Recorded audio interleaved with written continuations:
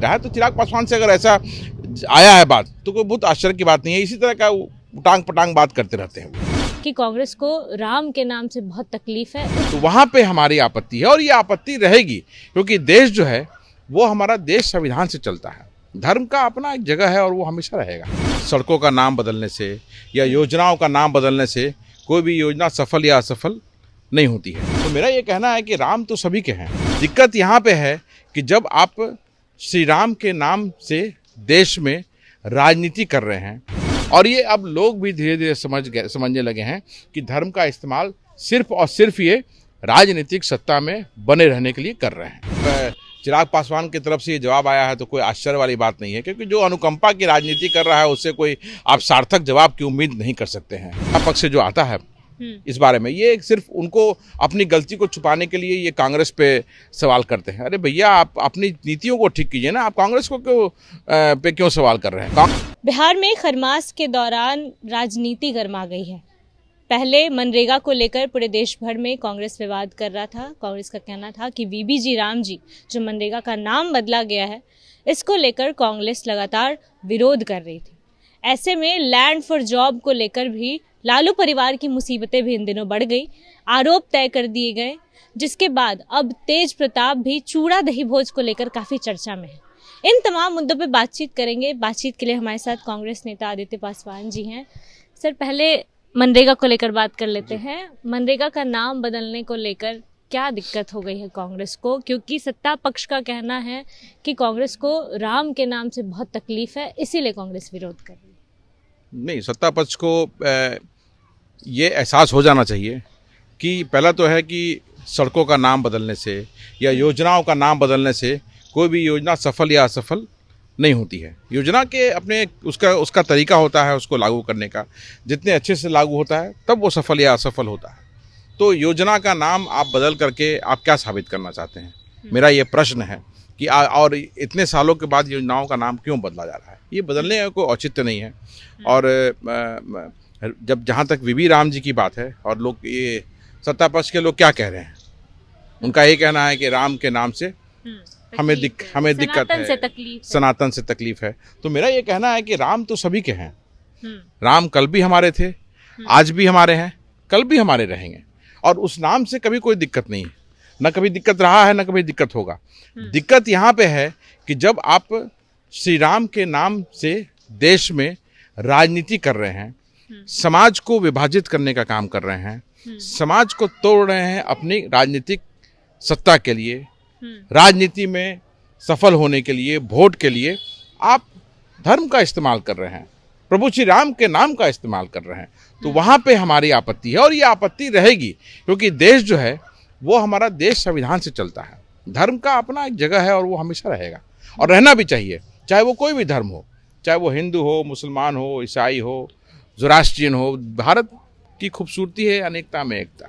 बहुत सारे धर्म यहाँ हैं और सभी धर्मों को मिला करके भारत की खूबसूरती बनती है। और इसीलिए भारत में कहा आता है कि जहाँ विभिन्न भाषाएं हैं, विभिन्न अलग अलग धर्म हैं और वो एक जगह आके भारत उसको बोलते हैं। तो भारत की खूबसूरती है अनेकता में एकता। अलग अलग धर्म है और सभी धर्मों का सम्मान था, है और होना चाहिए। लेकिन ये सरकार पिछले 10-11 वर्षों से ये सरकार आई है, आप देखिए किस तरह से विभाजन की राजनीति धर्म का इस्तेमाल करके ये लोग कर रहे हैं। तो वो आपत्ति वहाँ पर है और वो आपत्ति रहेगी। और ये अब लोग भी धीरे धीरे समझने लगे हैं कि धर्म का इस्तेमाल सिर्फ और सिर्फ ये राजनीतिक सत्ता में बने रहने के लिए कर रहे हैं। केंद्रीय मंत्री हैं चिराग पासवान, उन्होंने कहा है कि कांग्रेस कह रही है कि स्टेट पे बोझ आएगा। कांग्रेस की तो इतनी सरकार भी नहीं है देश में, उनको क्या तकलीफ है? तकलीफ तो हमें होनी चाहिए। केंद्र में हमारी सरकार है और ज्यादातर राज्यों में भी हमारी सरकार है। मतलब ये जवाब ये हास्यास्पद जवाब है और जवाब ये चिराग पासवान की तरफ से ये जवाब आया है तो कोई आश्चर्य वाली बात नहीं है, क्योंकि जो अनुकंपा की राजनीति कर रहा है उससे कोई आप सार्थक जवाब की उम्मीद नहीं कर सकते हैं। केंद्र में सरकार है और राज्यों में, अब जैसे बिहार की अगर आप बात करेंगे तो आपको बिहार की चिंता नहीं है, इसलिए आपने ऐसा जवाब दिया, क्योंकि बिहार एक गरीब राज्य की श्रेणी में आता है। हम पिछड़े राज्य हैं और पिछड़े राज्य में आप मनरेगा जो है उसमें आप 40% का बोझ आप सरकार पे एक्स्ट्रा दे रहे हैं। तो एक गरीब राज्य जो अपनी योजनाओं को चलाने के लिए जगह जगह से नीतीश कुमार जी लोन लेते हैं, केंद्र के सामने हाथ फैलाते हैं, तब जाके राज्य सरकार चलती है। और आप एक्स्ट्रा 40% उसमें नरेगा का शेयर इसमें डाल रहे हैं, तो इसमें अतिरिक्त बोझ नहीं पड़ेगा क्या? चिराग पासवान जी ये बताएंगे। तो इसीलिए कहा जाता है कि राजनीति अनुकंपा के आधार पर राजनीति तो मिल गई, लेकिन उसमें सार्थकता कैसे आएगी ये हमें देखने को मिल नहीं रहा है। तो चिराग पासवान से अगर ऐसा आया है बात, तो कोई बहुत आश्चर्य की बात नहीं है। इसी तरह का उटांग पटांग बात करते रहते हैं वो। उनका कहना है कि कांग्रेस को एक तरीके से खुली चुनौती देते नजर आ रहे हैं कि कांग्रेस को बात करनी है तो आके मेरिट पे बात करे, नाम पे राजनीति ना करे। भाई मेरिट ऐसा है ना कि पहले तो उनको जानकारी, आज जिस तरह से वीबी राम जी बिल पास हुआ है, सरकार ने हड़बड़ी में चर्चा करा करके इस बिल को पास कर दिया। नरेगा जब बिल पास हुआ था, जब नरेगा आया था फॉर्म में 2004 में आया था, प्रॉपर तरीके से कंसेंसस लिया गया था और पार्लियामेंट में एक लंबी चर्चा हुई थी।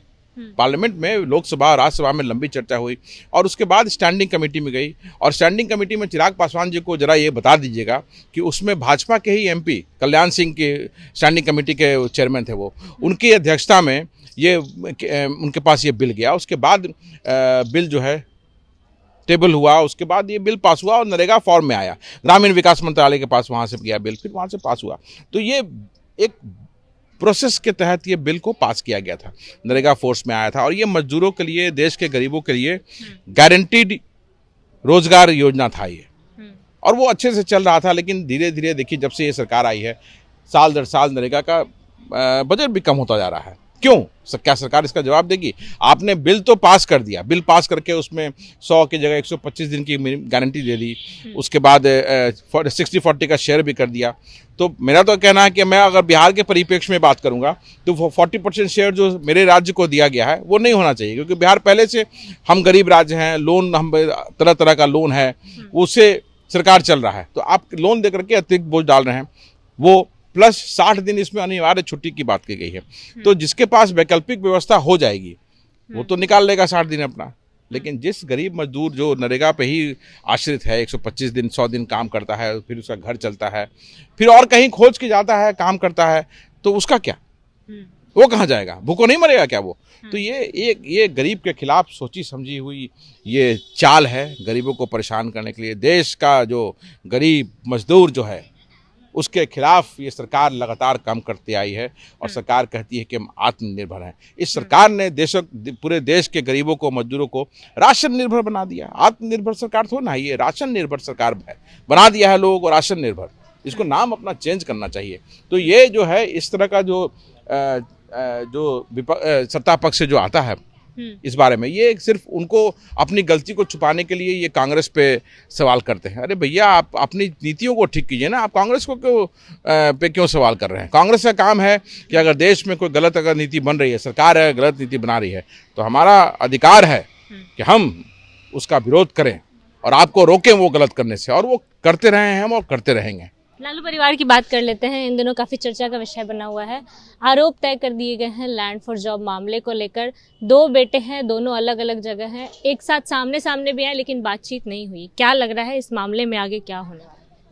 ये तो अब उनका अपना पारिवारिक मामला है कि क्यों बात नहीं हो रही है, वो तो उनका पारिवारिक मामला है। अब जहाँ तक आरोप की बात है, as far as my information goes, आरोप शायद 29 तारीख को तय होने हैं। आरोप, हाँ, जो आया था है अभी, जो कल मैं देख रहा था उनका स्टेटमेंट कि 29 तारीख को आरोप तय होना है। तो कानून अपना काम करेगा। अगर आपने गलत किया है तो कानून अपना काम करेगा। लेकिन एक पक्ष ये भी है कि ये सरकार में, इस सरकार में जानबूझ के फंसाया भी जाता है। तो वो भी लोगों को देखना होगा कि कैसे, क्यों बार बार एक ही परिवार को क्यों बार बार उस पर केस हो रहा है। आज कहा जाता है कि लालू यादव जी की अपार संपत्ति है, कूट संपत्ति है। तो संपत्ति का ब्यौरा दीजिए ना भाई, कहाँ है वो संपत्ति? देश के लोगों को मालूम चलना चाहिए, बिहार के लोगों को मालूम चलना चाहिए कि वो संपत्ति कहाँ है। गलत सही की बात मैं नहीं कर रहा हूँ, मैं जो सही है वही होना चाहिए। तो जो संपत्ति है, अगर अकूत संपत्ति उन्होंने अर्जित किया है तो वो जनता के सामने लाइए। इस्तीफे की मांग हो रही है, तेजस्वी यादव, लालू यादव, सबके इस्तीफे की। अगर आरोप तय होंगे तो जो उनको सही लगेगा वो करेंगे। वो इस्तीफा दे या नहीं दे, उसमें मैं कमेंट करने वाला कौन हूँ?